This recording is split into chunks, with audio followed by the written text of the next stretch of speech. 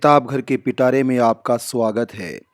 Baba Saheb doctor Ambedkar द्वारा लिखित पुस्तक शूद्र कौन थे, अध्याय 3 से शूद्रों की हैसियत का ब्राह्मणवादी सिद्धांत। साथियों, ब्राह्मण ग्रंथों में शूद्रों, विशेषकर आधुनिक रूप से अनुसूचित जाति, जनजाति, अन्य पिछड़ा वर्ग, अति पिछड़ा वर्ग और तमाम तरह के जो बैकवर्ड क्लासेज हैं, उन्हें ब्राह्मण ग्रंथ शूद्र की श्रेणी में शामिल करते हैं। भले ही आज तथाकथित अजगर जातियां अपने आप को शूद्र नहीं मानती अथवा क्षत्रिय मानती हैं, लेकिन उनके वर्तमान कर्मकांडों को और उनके साथ किए जाने वाले सामाजिक दुर्व्यवहार को देखें तो उनकी हैसियत शूद्रों की हैसियत है और वो कैसी होनी चाहिए। और इसीलिए वर्तमान समय में आप देख रहे हैं, सोशल मीडिया से लेकर वास्तविक दुनिया तक शूद्रों के साथ उसी ब्राह्मणवादी सिद्धांत के अनुसार व्यवहार किया जा रहा है, जिसे वो फील करें या नहीं करें। लेकिन सच यही है, अगर वो एक बार भी आत्मावलोकन करेंगी तो उन्हें एहसास होगा कि हु आर शूद्र कौन थे, अभी शूद्र कौन हैं, और what is the status of Shudras, शूद्रों की औकात हैसियत क्या है। साथियों, शूद्रों की स्थिति के बारे में ब्राह्मणवादी सिद्धांत पुस्तक का अध्याय 3 शूद्रों की उत्पत्ति के संबंध में ब्राह्मणों के दृष्टिकोण का विश्लेषण किया जा चुका है। जब हम शूद्रों की नागरिक स्थिति के संबंध में ब्राह्मणों के दृष्टिकोण को देखते हैं तो पाते हैं कि उनके विधान में शूद्रों के लिए निर्योग्यताओं के बारे में बहुत लंबी सूची बनाई गई है और उसमें कठोर ताड़ना और दंड की व्यवस्था है। संहिताओं और ब्राह्मण ग्रंथों में शूद्रों की निर्योग्यताओं और उनके लिए दंड विधान के निम्नलिखित उदाहरण पाए जाते हैं।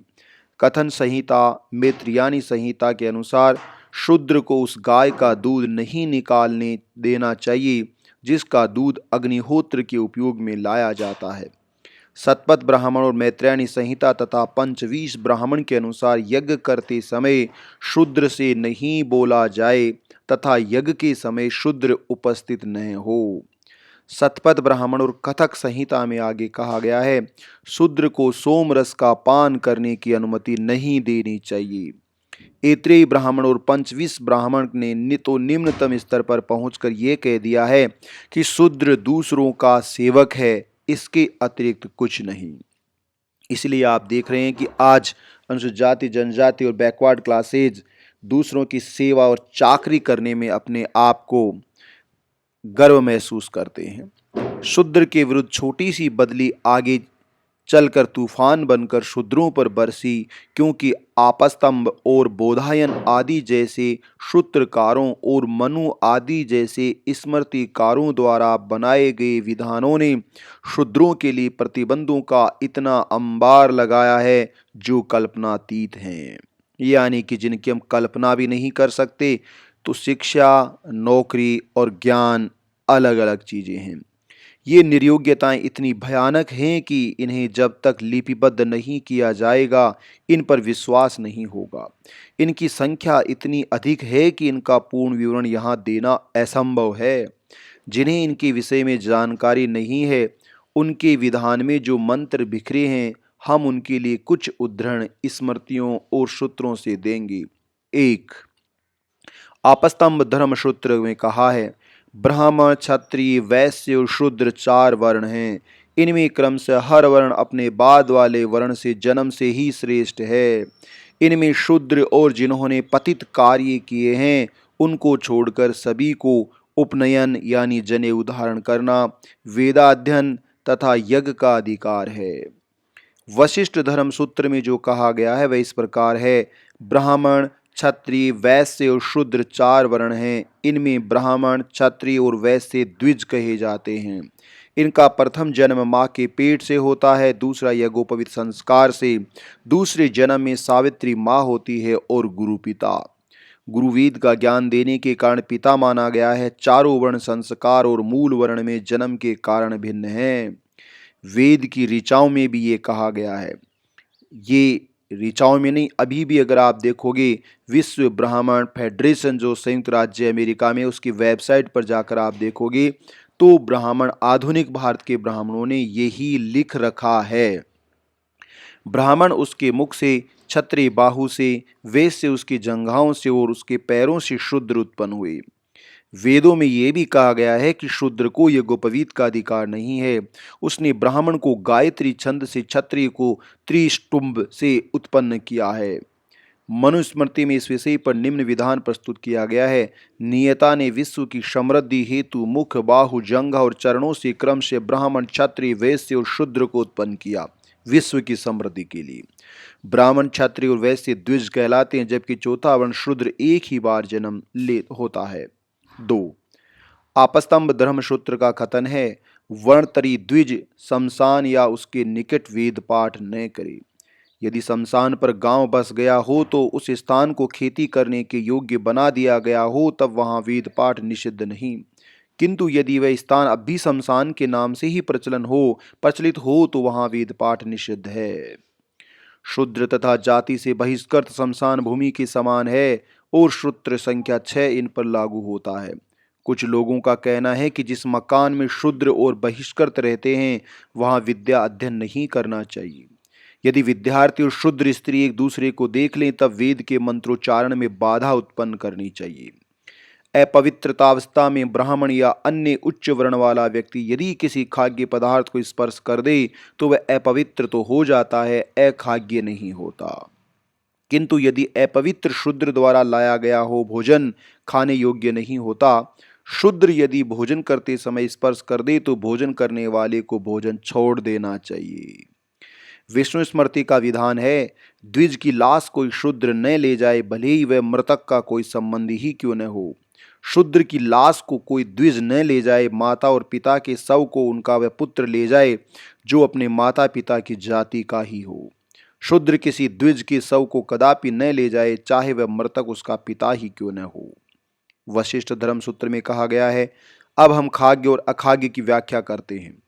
चिकित्सक, शिकारी, व्याभिचारिणी स्त्री, गदाधारी, चोर, अभिशाप्त, नपुंसक द्वारा दिया गया भोजन अथवा जाति से बहिष्कृत कर दिए गए केय का भोजन नहीं खाना चाहिए। नहीं किसी कंजूस, श्राद्ध क्रम करने वाले, कैदी, रोगी, सोमलता के विक्रेता, बढ़ई, धोबी, शराब बेचने वाले, गुप्तचर, सूदखोर तथा चरमकार का और नहीं किसी शूद्र का दिया हुआ भोजन करना चाहिए। कुछ लोग शूद्रों की नस्ल को शमशान भूमि की संज्ञा देते हैं, अतः शूद्रों की उपस्थिति में वेद पाठ कदापि नहीं करना चाहिए। वे यम द्वारा उद्घोषित निम्नांकित मंत्र का उल्लेख करते हैं। दुष्ट शूद्र जाति स्पष्ट रूप से शमशान भूमि की भांति है, अतः इनके समक्ष वेद पाठ नहीं किया जाना चाहिए।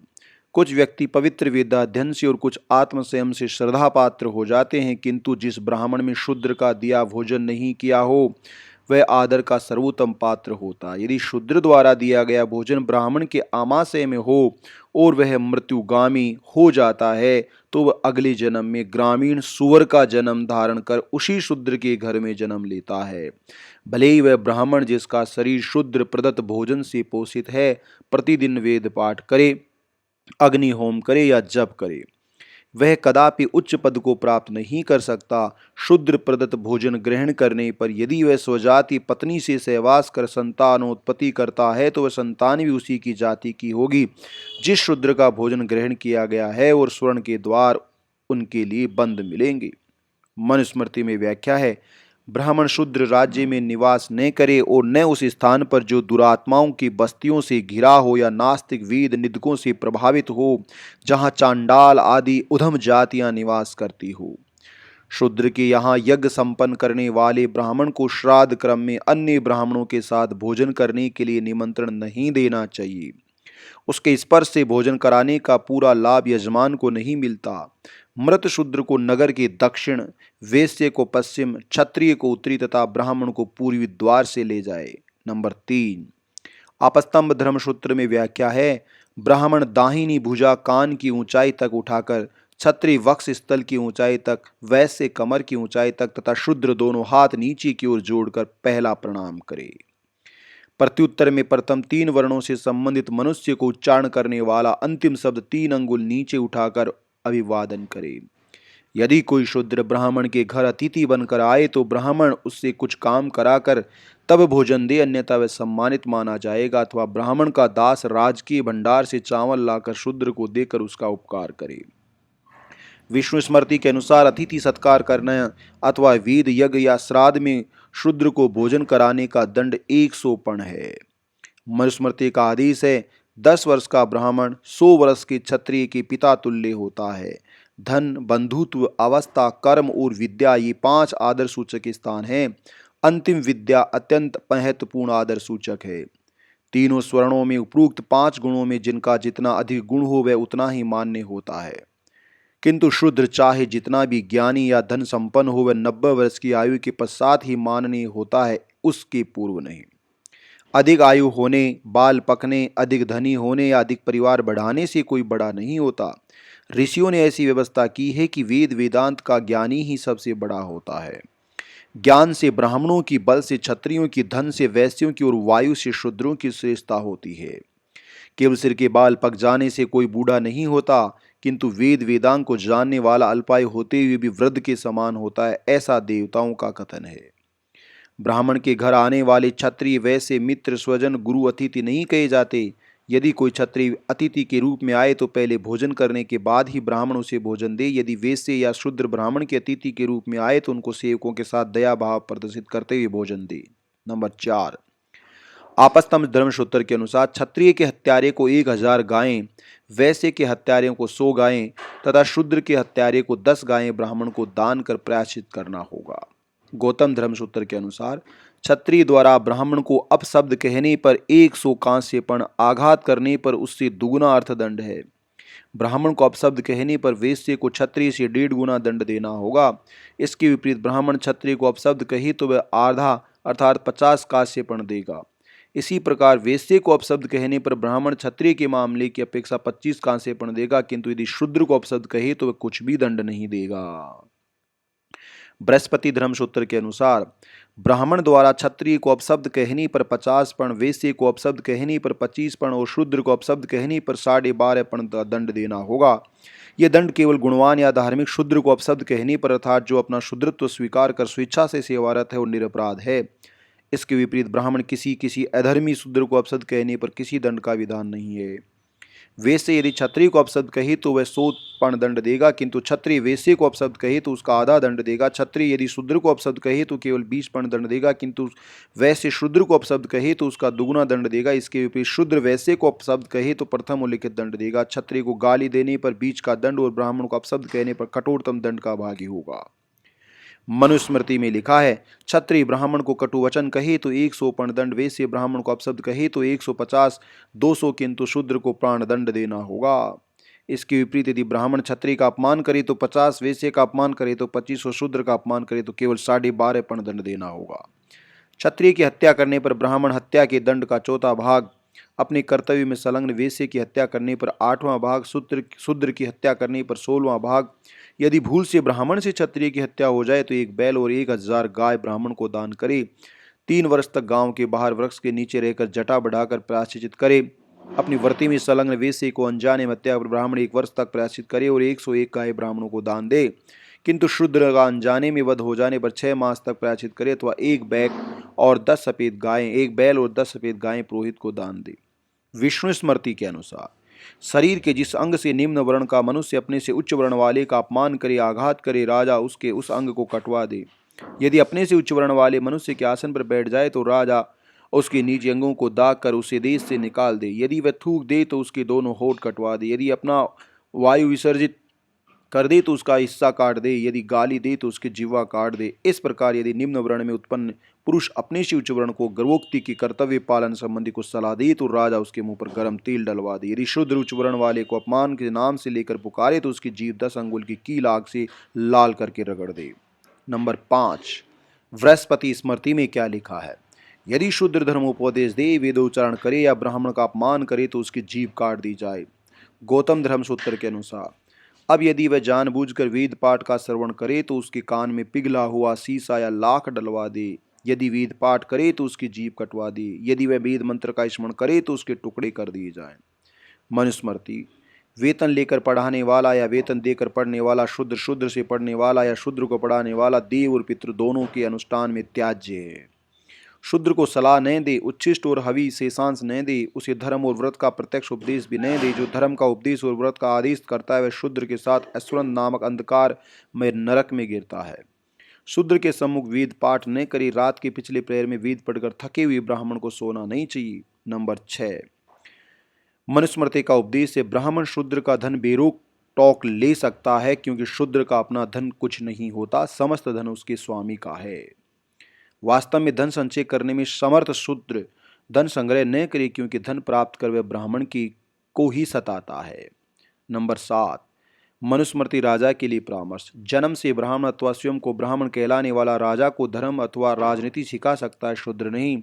जिस राजा के यहाँ शूद्र न्याय करता होता है उसका राज्य कीचड़ में धसी गाय की भांति धरातल को चला जाता है। जिस देश में शूद्र अधिक हो, नास्तिक हो अथवा द्विज न बसते हो, वह देश अकाल रोग से पीड़ित होकर नष्ट हो जाता है। नंबर 8, आपस्तम धर्म सूत्र कहता है, धर्म पालन करने वाले तपस्वी तथा ब्राह्मण का चरण धोकर पीने वाले शूद्र, अंधे, गूंगे, बहरे, रोगी को कर मुक्त रखा जाए। शूद्र का धर्म है कि तीनों वर्णों की सेवा करे। वह उच्च वर्ण की जितनी अधिक सेवा करेगा उसे उतना ही अधिक पुण्य लाभ मिलेगा। मनुस्मृति का कथन है, महातेजस्वी ब्रह्मा ने विश्व की रक्षा हेतु मुख, बाहु, जंघा और पांव से उत्पन्न होने वाले जीवों का पृथक क्रम निर्धारित किया है। ब्राह्मण के लिए पढ़ना, पढ़ाना, यज्ञ करना, दान देना, लेना क्रम निश्चित किए। क्षत्रिय के लिए रक्षा करना, दान देना, यज्ञ कराना, पढ़ना, विषय भोग में आसक्त न होना क्रम निर्धारित किए गए। पढ़ना, पशुपालन करना, यज्ञ करना, व्यापार करना, खेती करना, ब्याज पर रुपये देना, ये वेश्य का क्रम है। शूद्र के लिए उपरोक्त तीनों वर्णों का श्रद्धाभाव से सेवा करना एकमात्र क्रम निश्चित किया गया है। नंबर 9, आपस्तम धर्म सूत्र कहता है, शूद्र स्त्री से द्विज वर्ण का पुरुष व्याभिचार करे तो उसे देश निकाला दिया जाए। इसके विपरीत शूद्र किसी द्विज स्त्री से व्याभिचार करे तो प्राणदंड का भोगी होगा।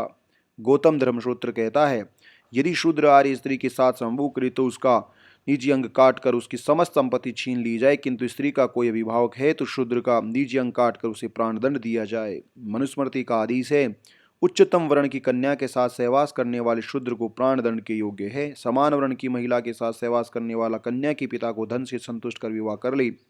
जो शूद्र अभिभावक विहीन द्विज स्त्री के साथ व्याभिचार करे, राजा उसका निज अंग कटवा कर सर्वस्व हरण कर ले, किंतु अभिभावक से रक्षित स्त्री के साथ व्याभिचार करे तो सर्वस्व हरण के साथ प्राणदंड दे। द्विज जातियों को अपनी जाति की कन्या से विवाह करना श्रेष्ठ है।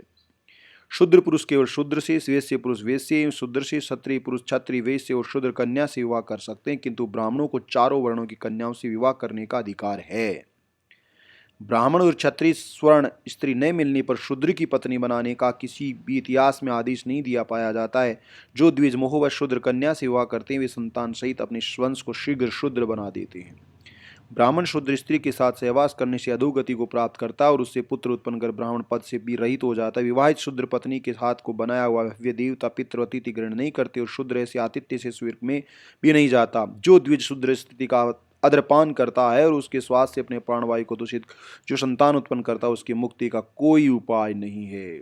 10, वशिष्ठ धर्म सूत्र का कहना है, द्वेष भाव, ईर्ष्या रखना, असत्य भाषण, ब्राह्मण निंदा, चुगलखोरी और निर्दयता शूद्र के लक्षण हैं।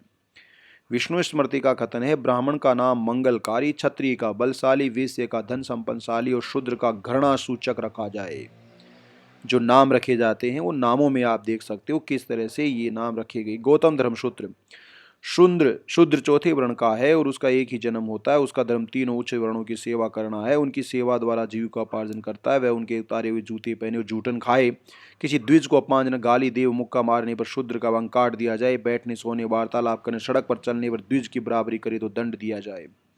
मनुस्मृति भी उसका अनुसरण करती है, किंतु यदि जो ब्राह्मण लोग प्रभुत्व से उपनयन धारी द्विज जातियों से उनकी इच्छा के विरुद्ध दास का काम ले तो उसे राजा 600 पर्ण दंड दे। शूद्र ब्राह्मण द्वारा खरीदा हुआ हो या न हो उसको नौकर का काम ले, क्योंकि ब्रह्मा ने उससे ब्राह्मण की सेवा के लिए बनाया। स्वामी के द्वारा स्वतंत्र किए जाने पर शूद्र दास वर्ती से छुटकारा नहीं पा सकता, क्योंकि वह दासता उसकी नियति है। केवल ब्राह्मणों की और यशस्वी गृहस्थी की सेवा करना ही शूद्र को स्वर्ग देने वाला परम धर्म है। यत्न और वाणी से पवित्र रहने वाला, श्रेष्ठ जातियों की सेवा करने वाला, मधुर भाषा, अहंकार रहित उनके आश्रय रहने वाला शूद्र अपने में उत्कृष्ट जाति को प्राप्त करता है। ब्राह्मण की सेवा से शूद्र का जीवन निर्वाह न होता तो क्षत्रिय की सेवा करे, और इससे भी निर्वाह न हो तो वैश्य की सेवा करे। वह स्वर्ग की प्राप्ति हेतु दोनों स्वार्थ प्राप्ति हेतु ब्राह्मणों की सेवा करे। ब्राह्मण की सेवा करना शूद्र की प्रसिद्धि के लिए कृतकृत्यता है। ब्राह्मण की सेवा करना शूद्र का वशिष्ठ कर्म कहा गया है। इस कार्य में भिन्न वह जो भी कार्य करता है उसके लिए निष्फल होता है। उस शूद्र की सेवारत शक्ति कार्य कुशलता भर्ती अपग्रह परिवार पोषण देखकर ब्राह्मण अपने परिवार से अर्थार्थ प्रयत्न करे। उस शूद्र को झूठा अन्न पुराना वस्त्रहीन धान्य जीर्ण ओढ़ना बिछोना देना चाहिए। ब्राह्मण का मंगल सूचक, क्षत्रिय का सूचक, वैश्य का धन सूचक और शूद्र का निंदा सूचक नाम रखना चाहिए। श्रमांत ब्राह्मण का क्षत्रियों का सभा से युक्त, वैश्य का पुष्टि से युक्त और शूद्र का दास से युक्त नाम रखना चाहिए। शूद्र यदि द्विज को कटु वचन कहे तो उसकी जबान छेद देनी चाहिए, क्योंकि उसकी उत्पत्ति पापमय स्थान से है। शूद्र यदि द्रोहवश द्विज जातियों का नाम और जाति का नाम लेकर बुरी बात कही तो 10 अंगुली की जलती हुई लोहे की सलाख उसके मुंह में डाल देनी चाहिए। यदि वह अहंकारवश किसी ब्राह्मण को धर्म का उपदेश करे तो राजा उसके मुंह और कान खोलता हुआ तेल डलवा दे। अंत्यज अपने जिस अंग से द्विज पर आघात करे उसका वही अंग काटना चाहिए, ये मनु का आदेश है। यदि वह द्विज को मारने के लिए हाथ या लाठी उठाए तो उसका हाथ, और क्रोध से ब्राह्मण को लात मारे तो उसका पैर कटवा देना चाहिए। जो नीच वर्ण वाला ब्राह्मण आदि के साथ आसन पर बैठने का साहस करे तो राजा उसके कम दाग कर उसे देश से निकाले तो नितंब का मांस कतरवा दे। राजा ब्राह्मण के ऊपर अहंकार वश थूकने वाले शूद्र के दोनों होठ करने वाला अंग और अपान वायु छोड़ने वाले कमल द्वार कटवा दे। जो शूद्र विचार से ब्राह्मण का कीस, पैर, दाढ़ी, गर्दन या अंडकोश पकड़े तो बिना विचार के राजा उसके दोनों हाथ कटवा दे। जो अपनी ही स्वजाति वाले की चमड़ी काटे, लहू निकाल दे, उसे 100 पण का दंड। मांस कटने वाले को 6 निष्क और हड्डी तोड़ने वाले को 10 निकाला। नारद स्मृति में लिखा है, शूद्र जिस द्विज पर अत्यारोप लगाता है तो राजा के अधिकारी उसके जबान के टुकड़े टुकड़े कर उसे फांसी पर लटका दे। एक जन्म वाला व्यक्ति था शूद्र यदि द्विज का द्वेषवश अपमान करे तो नीच जाति में जन्म लेने के कारण उसकी जबान काट दी जाए। किसी व्यक्ति का नाम घृणा से ली तो 10 अंगुल की सलाख गर्म कर उसकी जीभ में छेद कर दिया जाए। यदि किसी ब्राह्मण को यह दृष्टापूर्वक धर्मोपदेश दे तो राजा उसके मुंह और कान गर्म तेल डलवा दे। शूद्र जो अंग ब्राह्मण को दुख देता है वह अंग काट दे। नीच जाति का पुरुष यदि अपने से ऊंची जाति के समकक्ष आसन ग्रहण करे तो उसकी कमर दाग दे, उससे निष्कासित कर दे। शूद्र के विरुद्ध ब्राह्मणों ने जो विधान बनाए उनका संक्षिप्त विवरण इस प्रकार से। शूद्रों को सामाजिक वर्ण व्यवस्था में अंतिम स्थान पर रखा गया। शूद्र अपवित्र हैं, अतः कोई पवित्र कर्म ऐसे स्थान पर नहीं किया जाए जहां वह उस अनुष्ठान को देख सके या सुन सके। अन्य वर्णों की भांति शूद्र का सम्मान नहीं किया जाए। शूद्र का जीवन व्यर्थ है, उसका वध कोई बिना दंड किए कर सकता है, और यदि कुछ देना भी पड़े तो ब्राह्मण, क्षत्रिय, वैश्य की अपेक्षा बहुत कम। शूद्र को ज्ञान प्राप्त नहीं करना चाहिए, ये पाप है, और उसका ज्ञान देना दंडनीय अपराध है। शूद्र को कोई संपत्ति नहीं रखनी चाहिए, ब्राह्मण जब चाहे उसकी संपत्ति को छीन सकता है। राज्य में शूद्र को कोई पद नहीं दिया जा सकता। शूद्र का धर्म अपने से उच्च वर्ण की सेवा करना, इसी से उसे मुक्ति मिलेगी। उच्च वर्ण वाला शूद्र से वैवाहिक संबंध स्थापित नहीं कर सकता। वे शूद्र स्त्रियों को सेवा से तो रख सकते हैं, किंतु यदि शूद्र उच्च वर्ण की किसी स्त्री को स्पर्श कर दे तो उसे कठोर दंड दिया जाए। शूद्र जन्म से दास और सर्वदा दास बनाकर रखा जाना चाहिए। उपरोक्त संचित वर्णन से 2 तथ्य प्रकट होते हैं। ब्राह्मणवादी विधान निर्माताओं ने स्वरचित विधानों का शिकार केवल शूद्र को ही बनाया है। ये जानकर और अधिक आश्चर्य होगा कि भारत आर्य समुदाय में प्राचीन ब्राह्मणवादी साहित्य के अनुसार वेद से अधिक दलित था, न कि शूद्र। ऐत्रेय ब्राह्मण में इस संबंध में विवरण प्राप्त होता है कि इसमें राजा विश्वामित्र तथा श्यापण ब्राह्मण की कथा है, जिसमें कहा गया है कि पवित्र सोमरस पाने के सभी वर्ण अधिकारी वेश्यों के विषय में इसमें क्या कहा गया है। अब यदि पुरोहित दही लाता है तो वेश्य का 1 घूंट, शराब का 1 घूंट है, उसे वेश्य को संतुष्टि करे। वेश्य की भांति आपकी श्रेणी में पैदा होगा जो दूसरों को कर देते हैं, जो दूसरों द्वारा प्रयोग खाया जाता है और जिसे जब चाहे सताया जा सकता है। प्रश्न ये है कि वेश्य को क्यों छोड़ दिया गया और सारी मार शूद्रों के ऊपर ही क्यों पड़ी। ब्राह्मणों को विशेषाधिकार प्राप्त होने से शूद्र के निकटतम वैश्य वर्ण भी प्रभावित हुए। शूद्र तीनों वर्णों के नीचे है और उन्हें बहिष्कृत किया हुआ। ऊपरी तौर पर देखने से ऐसा लगता है कि तीनों वर्णों को शूद्रों का शोषण करने का अधिकार है, लेकिन तथ्य क्या है। वास्तविकता यह है कि क्षत्रिय और वैश्य शूद्र के विरुद्ध आवाज उठाने के भी अधिकारी नहीं है। तीनों वर्णों की अपेक्षा ब्राह्मण को विशेष अधिकार प्राप्त है। उदाहरणार्थ, शूद्र यदि कोई अपराध करता है तो ब्राह्मण को क्षत्रिय और वैश्य की अपेक्षा शूद्र को अधिक दंड दिलाने का अधिकार है। ब्राह्मण अपनी आवश्यकता अनुसार बिना किसी अपराध बोध की शूद्र की संपत्ति का हरण कर सकता है। शूद्र की खुद को संपत्ति नहीं रखनी चाहिए, क्योंकि इससे ब्राह्मण को दुख होता है। ब्राह्मण को शूद्र राजा के राज्य में नहीं रहना चाहिए। क्यों है, क्या है कारण? ब्राह्मण शूद्र से विद्वेषपूर्ण व्यवहार करते हैं।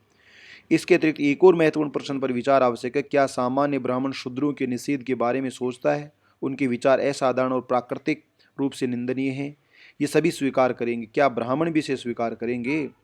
यदि प्रतिबंधों की सूची उनके ऊपर कोई प्रभाव नहीं डाले तो यह स्वाभाविक नहीं। प्रथम बात तो ये कि चिरंतन प्रकृति और मानसिकता ने उन्हें इतना कुंठित कर दिया कि शूद्रों पर लागू निषेधों के कारण और निवारण के संबंध में भी ब्राह्मणों ने विचार करने की जरूरत नहीं समझी। दूसरी बात यह है कि उनमें से जो कुछ विचारवान हैं वे भी ये कहकर इस बात को टाल देते हैं कि अन्य देशों में भी इसी प्रकार के प्रतिबंध विद्यमान हैं, अतः कोई असामान्य लज्जाजनक स्थिति नहीं। दूसरी प्रकार के इन विचारों की विवेचना आवश्यक है। दूसरा मत सरल और ग्राह्य है, प्रतिष्ठा देने और रूढ़िगत आस्थाओं को सुधारने में सहायक है, फिर भी किसी बात को वैसे छोड़ना ठीक नहीं है। स्पष्ट करना आवश्यक है कि प्रतिबंध विश्व भर में अद्वितीय हैं। ब्राह्मणवादी विधान की विश्व के किसी विधान से बराबरी करना असंभव है। इसकी रोमन विधान से ही तुलना करें। यह बेहतर रहेगा कि हम रोमन साम्राज्य की व्यवस्था और यहाँ के शोषित समाज के साथ यहाँ की सामाजिक व्यवस्था की तुलना करें। रोम के विधान में समाज की 5 श्रेणियां थी: कुलीन और साधारण, स्वतंत्र और दास, नागरिक और विदेशी, स्वाधीन और पराधीन, ईसाई और विधर्मी। रोम के विधान के अनुसार कुलीन, स्वतंत्र, नागरिक, स्वाधीन, ईसाई वर्ग थे। इसके अतिरिक्त शोषित वर्ग में साधारण, दास, विदेशी, पराधीन, अधर्मी थे। रोमन के अनुसार स्वाधीन लोगों को नागरिक अधिकार के साथ ही राजनीतिक अधिकार भी थे। नागरिक अधिकारों में वैधानिक, वैवाहिक, कानूबियम और संपन्न वाणिज्यिक कॉमर्सियम नामक अधिकार थे। इनमें प्रथम के अनुसार वैधानिक रूप से विवाह संपन्न कर नागरिक अधिकार प्राप्त कर सकता था। यह विशेष पैतृक अधिकार था जिसके अनुसार बिना वसीयत के पैतृक संपत्ति पर भी अधिकार हो जाता है, इसलिए उसका अत्यंत आवश्यकता होती थी। विशिष्ट रोमन विधान के अनुसार संपदा अथवा कॉमर्शियम के अनुसार किसी भी संपत्ति के क्रय विक्रय का अधिकार प्राप्त होता था। राजनीतिक अधिकार के अनुसार जनप्रतिनिधि चुनने के लिए वोट देने और किसी पद पर नियुक्त प्राप्त करने का अधिकार था, जिन्हें रोमन साम्राज्य में जुस सफ्रागी और जुस ऑनोरम कहा जाता था। स्वतंत्र यानी फ्री मैन और दास में इतना ही अंतर था कि दासों को कोई नागरिक अधिकार प्राप्त नहीं थे, उनके अधिकार उनके स्वामी की इच्छा पर निर्भर थे। विदेशियों का जो पेरेग्राइन कहे जाते थे, किसी प्रकार का नागरिक का राजनीतिक अधिकार प्राप्त नहीं था। जब तक किसी नागरिक का संरक्षण मिलता तब तक उन्हें सुरक्षा का भी अधिकार नहीं था। स्वाधीन और पराधीन में अंतर यह था कि प्रथम तो अधिकार के लिए अन्य किसी व्यक्ति पर निर्भर नहीं रहना पड़ता था, जबकि दूसरे संबंध में पराया मुंह ताकते थे। पोटेस्टास, मानुस, मैंसिपियस, यद्यपि सबका प्रभाव एक सा था। पोटेस्टास में रोमन विधान के अनुसार 2 वर्ग हो गए। पोटेस्टास के अंतर्गत दास, बच्चे, पली, मानुष, अदालत द्वारा ऋणदाता को ऋण लेने वाला निश्चित करना, किराए पर लिए गए तलवारबाज आते थे। पराधीन को पेस्टस के कारण निषेधों का शिकार होना पड़ता था। इस स्वाधीन संपत्ति प्राप्त वे आघात, चोट पहुंचाए स्वयं विरोध नहीं कर सकते। ईसाई धर्म के साथ ही पैमानों पर निषेधाज्ञा लागू की। आरंभ में जब रोम के सभी निवासी एक प्रकार की आराधना करते थे तब उनके नागरिक अधिकारों में धर्म का दखल नहीं था। ईसाई सम्राटों के राज्य में नास्तिक, धर्मांतरित तथा विधर्मी और मूर्ति पूजक व यहूदी सभी भिन्न भिन्न प्रकार से निषिद्ध हुए। विशेष रूप से संपत्ति के अधिग्रहण न्यायालय में साक्ष्य के मामले केवल 4 सदस्यीय परिषद द्वारा मान्य रूढ़िवादी ईसाई के नागरिक अधिकारों का उपयोग कर सकते थे। रोमन विधान में प्रतिबंधों का विवरण जानबूझकर हिंदू नाक ऊंची करके दिखा सकते हैं कि केवल ब्राह्मणवादी विधान में कुछ निश्चित वर्गों पर प्रतिबंध लागू नहीं, बल्कि रोमन विधान में भी ब्राह्मणवादी विधान के बराबर क्रूरता बिल्कुल नहीं थी। रोमन और ब्राह्मणवादी विधानों की तुलना करने पर, निषेधों की व्याख्या करने पर ब्राह्मणवादी विधान के आधार पर कलई खुल जाती है। रोमन विधान में निषेध और अधिकार का आधार क्या था? रोमन विधान का साधारण विद्यार्थी भी जानता है कि रोमन विधानों के आधार कापूत और एग्जिस्टिमासियो थे। कापूत करते व्यक्ति की नागरिक हैसियत। इस स्थिति में मुख्यतः 3 बातें आती थी: स्वाधीनता, नागरिकता, परिवार। स्वाधीनता अधिकार प्राप्त स्वतंत्र व्यक्ति कहे जाते थे, अधिकार दासों को नहीं मिलते थे। यदि स्वतंत्र व्यक्ति रोम का नागरिक होता था तो उसे नागरिक अधिकार भी खुद प्राप्त हो जाते थे। उसे केवल राजनीतिक अधिकार ही नहीं मिल जाते थे, बल्कि उसे नागरिक विभाग का भी अधिकार हो जाता था। अंततः उसे पारिवारिक विधानों के अंतर्गत सभी सुविधाएं प्राप्त हो जाती थी। जब कभी विद्यमान हैसियत समाप्त या संशोधित हो जाती तब व्यक्ति कैपिटियस डेमिनिशियो की स्थिति में आ जाता था, जिसका अभिप्राय है उसकी पूर्व मान्य स्थिति पूर्ण रूप से समाप्त हो जाती थी या कुछ कम हो जाती थी। इस स्थिति में 3 प्रकार के परिवर्तन होते थे, जिन्हें सर्वाधिक, मध्यम, न्यूनतम कहते थे। सर्वाधिक में स्वाधीनता, नागरिकता, दाम्पत्य के अधिकार समाप्त हो जाते थे। ऐसा उस स्थिति में होता जब रोम का नागरिक युद्धबंदी हो जाता था या आपराधिक मामले में दास बना दिया जाता, किंतु शत्रु से मुक्त होकर आने पर उसे समस्त अधिकार फिर से मिल जाते थे। स्थिति में परिवर्तन की दूसरी रीति व्यक्तिगत आज़ादी के अधिग्रहण के अतिरिक्त नागरिक और पारिवारिक अधिकारों की समाप्ति थी।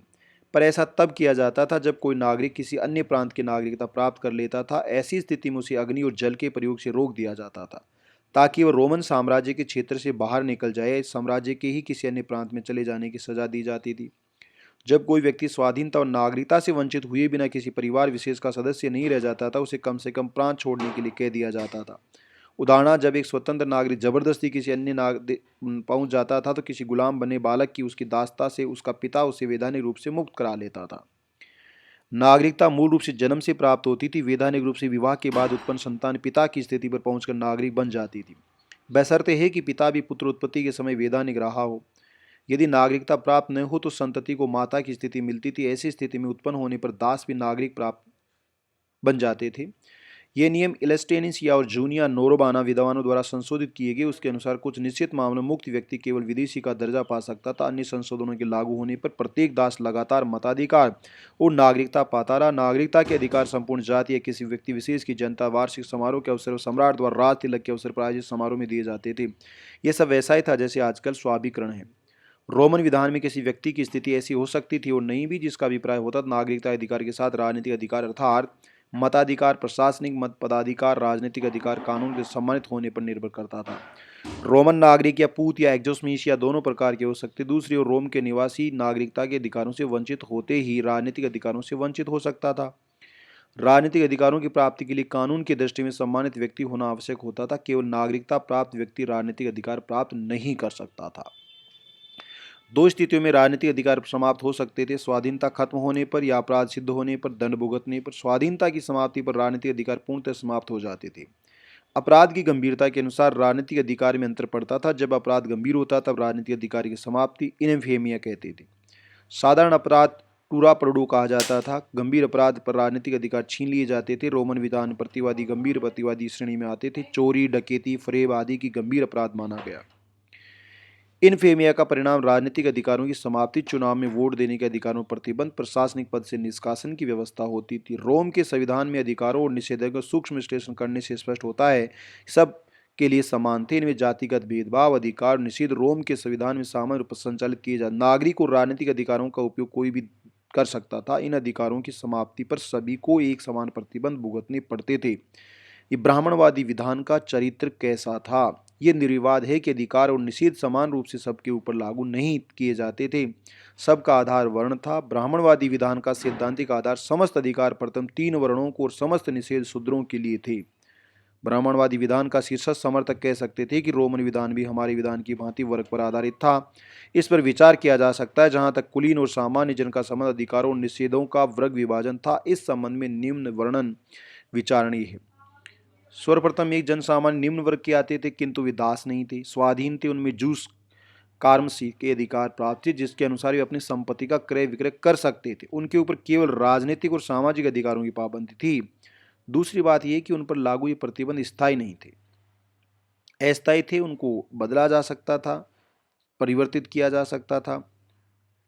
रोमन विधान और ब्राह्मण विधान में केवल यही अंतर नहीं है, केवल उनके अतिरिक्त 2 भेद और भी हैं। एक है आपराधिक मामलों में दंड विधान की समानता। रोमन विधान में नागरिक और राजनीतिक अधिकारों की समानता नहीं थी, किंतु आपराधिक मामलों में दंड संबंधी विधान में नागरिकों के बीच भेद नहीं था, परंतु ब्राह्मण साहित्य में ये भेद स्पष्ट रूप से प्रकट होता है।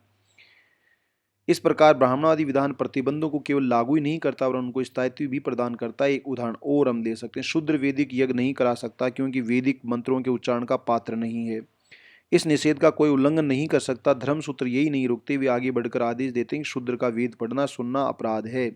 यदि वह ऐसा करता है तो उसकी जबान काट दी जाए, पिघला हुआ शीशा उसके कानों में उड़ेल दिया जाए। किसी व्यक्ति को धार्मिक अनुष्ठानों से वंचित रखने के लिए क्या इससे भी बढ़कर कोई पाश्विक उदाहरण हो सकता है?